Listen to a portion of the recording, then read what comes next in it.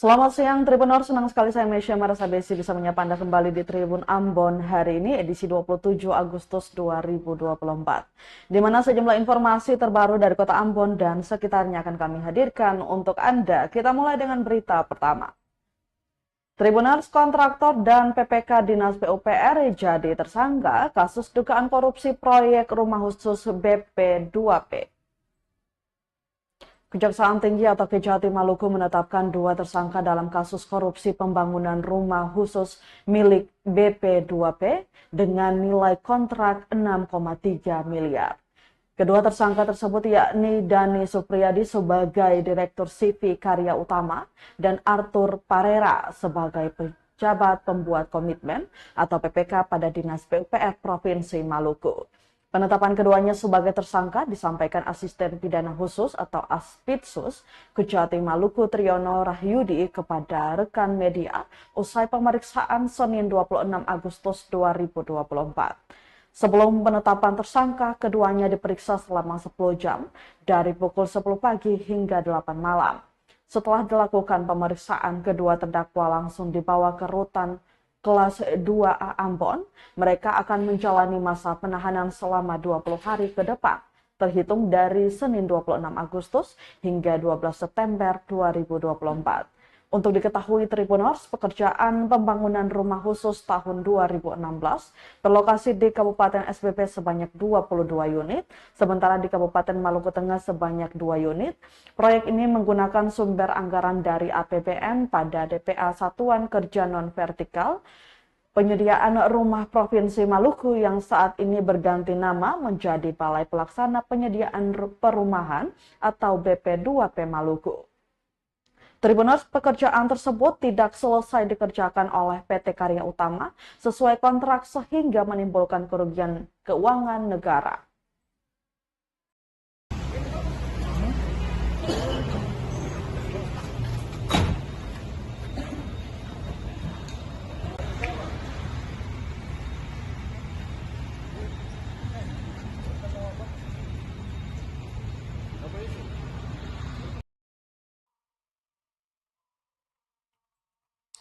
Tribuners, kontraktor dan PPK PUPR rugikan negara 2,8 miliar di kasus dugaan korupsi Rumsus BP2P. Kejaksaan Tinggi atau Kejati Maluku menyebut kerugian negara dalam kasus pembangunan rumah khusus milik BP2P tahun anggaran 2016 mencapai 2,8 miliar. Nilai kerugian tersebut diungkapkan Asisten Pidana Khusus atau Aspitsus Kejati Maluku Triyono Rahyudi Senin 26 Agustus 2024 sore. Diketahui jaksa telah menetapkan 2 tersangka yakni Dani Supriyadi DS sebagai Direktur CV Karya Utama dan Arthur Parera atau AP sebagai pejabat pembuat komitmen atau PPK pada Dinas PUPR Provinsi Maluku. Rahyudi mengatakan progres fisik hingga pencairan pada pembangunan rumah khusus milik BP2P di daerah rawan konflik di Maluku ini dimanipulasi. Mulai dari tahapan hingga mekanisme pencairan, lanjutnya pencairan anggaran pun capai 100%, namun progres pengerjaan belum 100%. Bahkan dikatakannya anggaran pembangunan juga langsung dipindahkan ke rekening pribadi. Untuk diketahui, pekerjaan pembangunan rumah khusus yang dikerjakan oleh PT Polawes Raya tersebut dengan nilai kontrak sebesar 6,1 miliar rupiah. Proyek ini menggunakan sumber anggaran dari APBN pada DPA Satuan Kerja Non-Vertikal Penyediaan Perumahan Provinsi Maluku yang saat ini berganti nama menjadi Balai Pelaksana Penyediaan Perumahan atau BP2P Maluku. Dalam pembangunan rumah khusus pada 4 desa di Kabupaten Seram bagian barat dan 2 desa di Kabupaten Maluku Tengah, dan dari masing-masing desa tersebut dibangun 4 rumah tipe 45. Untuk total 6 desa dibangun sebanyak 24 rumah tipe 45. Tujuan pembangunan rumah khusus ini untuk ditempati anggota TNI Polri pada desa-desa yang sering berkonflik di Kabupaten Seram bagian barat dan Kabupaten Maluku Tengah.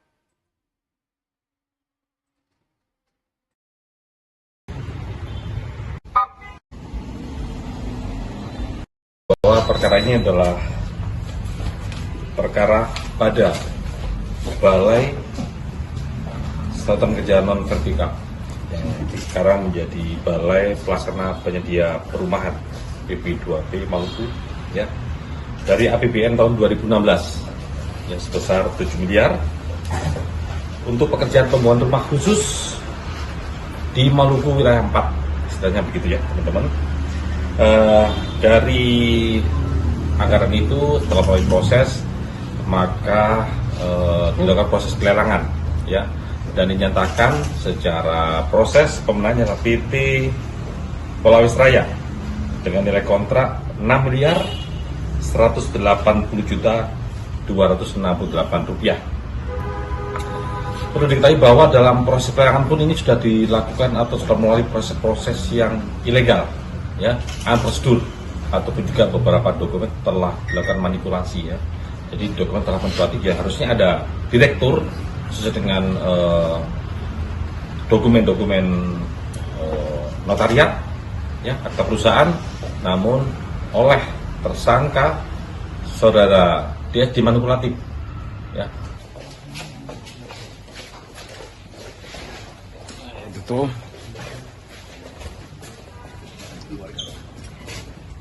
semuanya kasih jalan ya, kasih jalan. Bang, gimana bang? Siap bang? Bang, siap bang? Aduh, lampu.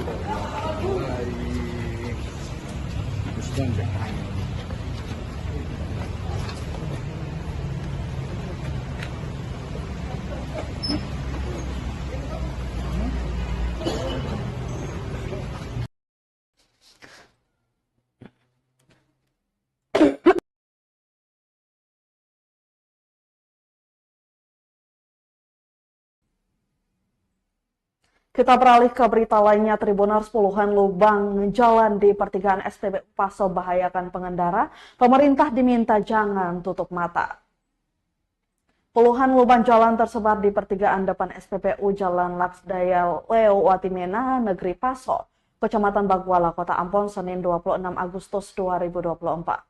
Pantauan tribunambon.com di lokasi sekitar pukul 12:30 siang, terdapat sekitar 20 lubang jalan, di antaranya 9 lubang masuk kategori rusak berat dengan diameter lebih dari 50 cm dan kedalaman lebih dari 10 cm. Sementara sisanya 11 lubang jalan masuk kategori ringan dengan diameter kerusakan kurang dari 50 cm. Tampak para pengendara yang melintasi persimpangan harus menunggu kendaraan dari arah berlawanan, meski tak menyebabkan kemacetan berarti, namun puluhan lubang jalan itu mengganggu arus kendaraan lantaran pengguna roda 2 terpaksa menurunkan laju kendaraan akibat banyaknya lubang jalan. Salah seorang pengendara roda 2, Yusman, mengatakan kerusakan jalan itu cukup berbahaya. Menurutnya pengendara roda 2 bisa terjatuh kalau tidak menghindari jalan berlubang. Dia berharap pemerintah tidak tutup mata melihat banyak kerusakan jalan di Kota Ambon.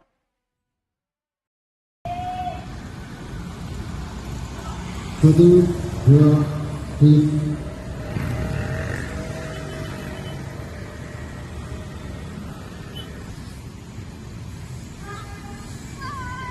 Satu, dua, tiga, satu, dua.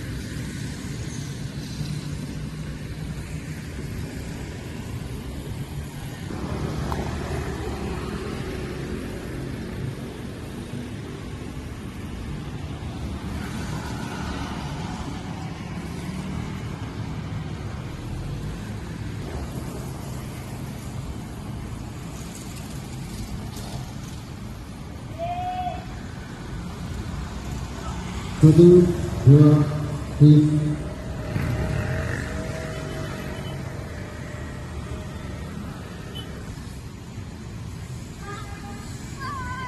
Tik 1, 2, bisa 2, 1, 2.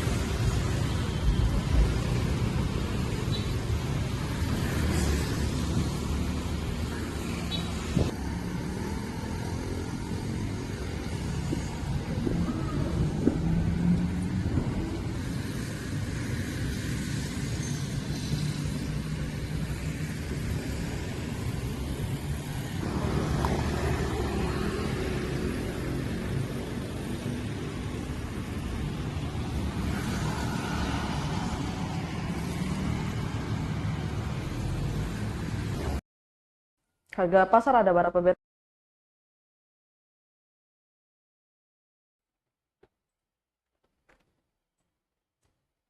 Kita ke segmen berita ekonomi Tribuners. Update harga bumbu dapur di Pasar Tual cabai rawit melonjak Rp180.000 per kilo.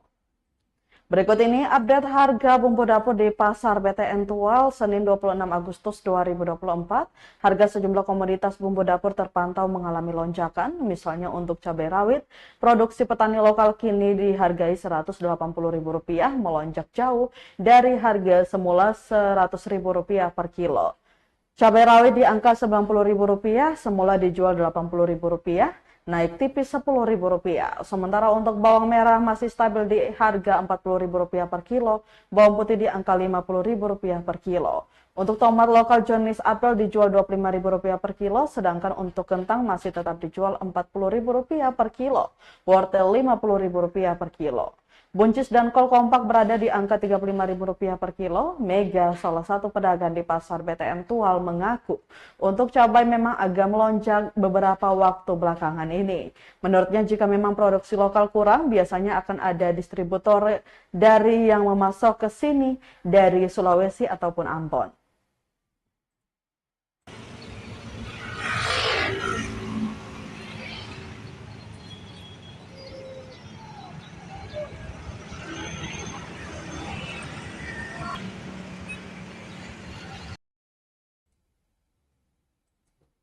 Tribuners, harga ikan di Maluku Tenggara berangsur turun Rp450.000 per ember.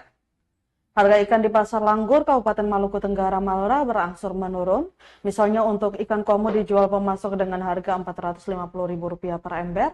Pedagang menjual kembali dengan Rp20.000 hingga Rp25.000 per tumpuk untuk 5 hingga 6 ekor ukuran sedang. Sementara untuk ikan jenis palala dijual Rp650.000 per ember, turun dari harga normal Rp750.000. Kemudian dijual kembali dengan harga Rp20.000 per tumpuk untuk 4 ekor ukuran sedang. Sedangkan untuk ikan puri kaca dijual pemasok dengan harga Rp600.000 per ember. Per tumpuk dihargai Rp10.000.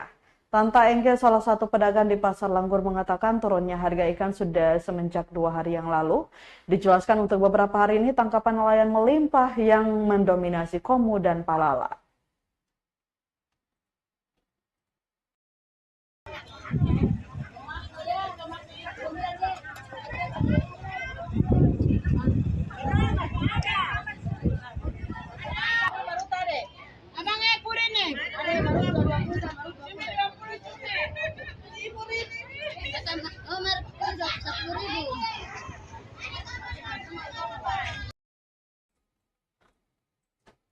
Tribuners, berita tadi sekaligus menutup rangkaian kebersamaan kita di Tribun Ambon hari ini, edisi 27 Agustus 2024. Mewakili seluruh kru yang bertugas, saya Mesya Marsa Besi pamit undur diri. Selamat siang dan sampai jumpa. Mato. Download Tribun X sekarang, menghadirkan lokal menjadi Indonesia.